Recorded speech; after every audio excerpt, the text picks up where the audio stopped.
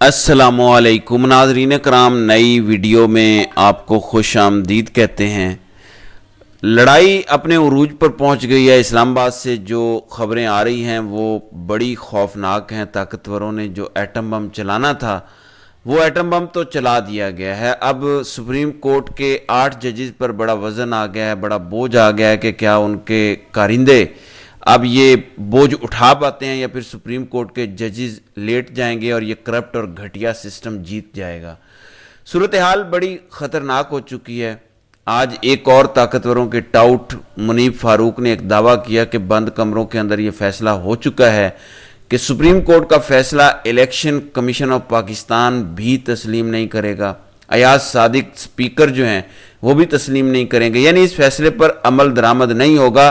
پھر چاہے جو مرضی ہو جائے، چاہے توہین عدالت کی کارروائی ہوئے، چاہے کسی کو سزائے موت ہی کیوں نہ دے دی جائے، عمل درآمد نہیں ہوگا۔ اب خبر ہے اسلام آباد سے کہ الیکشن کمیشن نے سپریم کورٹ کا فیصلہ آئین سے کھلواڑ قرار دیتے ہوئے اس کو تسلیم کرنے سے انکار کر دیا ہے کہ یہ آئین کو ری رائٹ کیا گیا ہے، اس لیے ہم اس فیصلے کو تسلیم نہیں کرتے۔ یہ نون لیگ کے کچھ وکلاء دعویٰ کر رہے ہیں، وہ یہ کہہ رہے ہیں کہ الیکشن کمیشن نے یہ تسلیم کرنے سے باقاعدہ انکار کر دیا ہے۔ ناظرین کرام، اگر ایسا ہوتا ہے، جس کے چانسز بھی ہیں کیونکہ اس وقت ریاست ایک فل فلیج جنگ کے موڈ میں ہے، اور بات یہ ہے کہ بنوں کے اندر جو افسوسناک واقعہ ہوا، اور یہ اور بات ہے جو روز ہمارے فوجی جوان شہید ہو رہے ہیں، دہشت گردی کی ہم نے جنگ لڑنی تھی، اس کو چھوڑ کر ہم نے نئے محاذ کھول لیے ہیں۔ وہ لڑائیاں جو ہمارے لڑنے کا کام نہیں تھا، اس لڑائی کے اندر جو ہے وہ ملٹری اسٹیبلشمنٹ گھس گئی ہے اور اس کے اندر ہم نے شدت لانے کا فیصلہ کر لیا ہے۔ اگر ایسا ہوتا ہے، جس کے ہونے کے چانسز بھی ہیں، تو یہ دوسرا فیصلہ ہوگا۔ سپریم کورٹ نے ایک فیصلہ دیا تھا جسٹس عمر عطا بندیال نے کہ 14 مئی کو پنجاب کے اندر الیکشن کروا دیے جائیں۔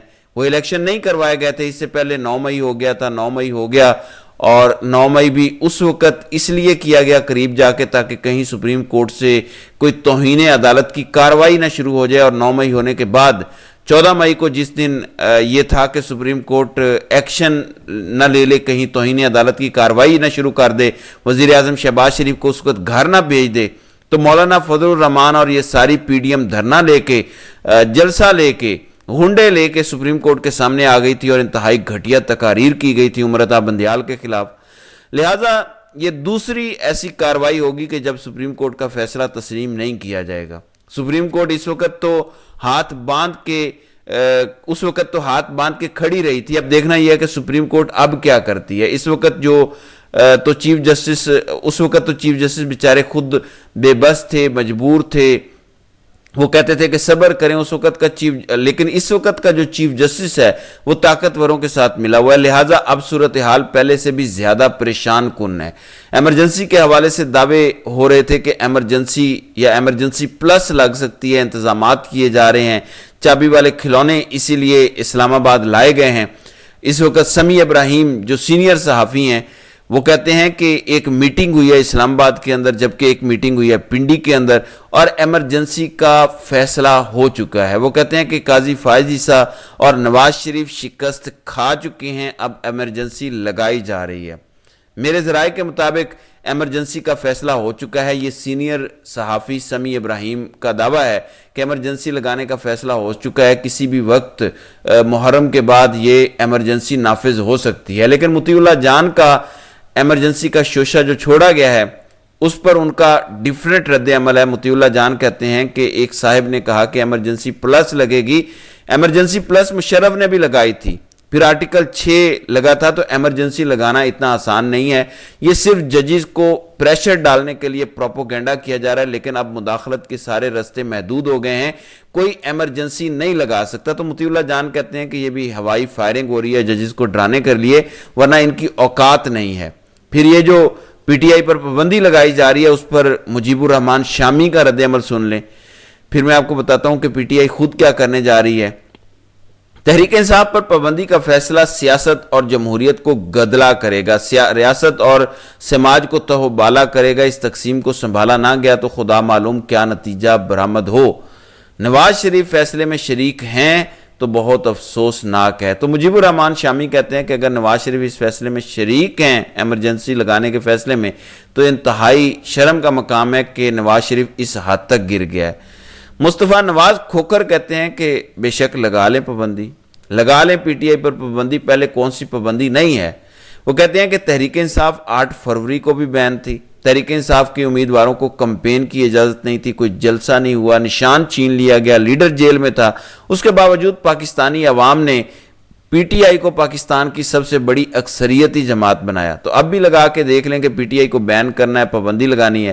تو انہوں نے کہا کہ جو 8 فروری کا الیکشن ہوا تھا اس وقت کون سی پی ٹی آئی میدان میں تھی، اس وقت تو پی ٹی آئی نے کلین سویپ کر دیا پورے ملک میں، لہٰذا اب بھی یہ شوق پورا کر لیں۔ بہرحال ایڈ ہاک ججز کا جو اب قاضی صاحب کا پلان تھا، آدھا کامیاب ہونے جا رہا ہے، فی الحال آدھا تو ناکام ہو چکا ہے، جنہوں نے انکار کر دیا، لیکن جن دو نے ہاں کی ہے، جسٹس میاں خیل اور جسٹس میاں طارق مسعود، اس پر پی ٹی آئی نے ایک تو ان کی مخالفت کا فیصلہ کیا ہے، دوسرا سینیٹر حامد خان جو سینئر وکیل ہیں ان کی جانب سے آج ایک اعلان کیا گیا، انہوں نے کہا کہ ایڈ ہاک ججوں والے فیصلے کو مسترد کرتا ہوں اور اس کے خلاف ملک گیر وکلاء تحریک ہم چلائیں گے اگر ایسا ہوا۔